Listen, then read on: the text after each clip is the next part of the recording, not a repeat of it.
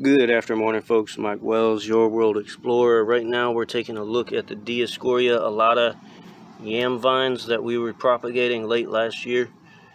Going into the winter, they definitely did not survive the winter as far as the growth and the leaves go.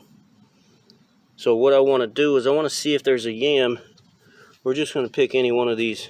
I want to see if there's a yam in there. We'll just take this. I'm going to set it in this water. And we'll loosen up this soil. So I'm feeling around. I feel something. Look at that. There is life. I'll bet you every single one of these has the same thing going on. That's really good news. I was worried that my thesis would be incorrect and that these yams had all died, but that is not looking like the case.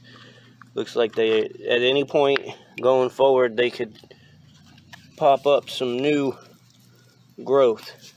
And that's what I have to wait on now.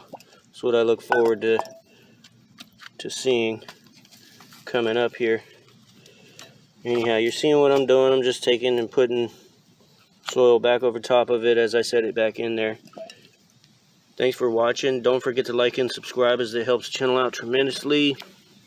And stay tuned as we monitor the progress of these Dioscorea Alata yams that we've been trying to propagate. Have a good day.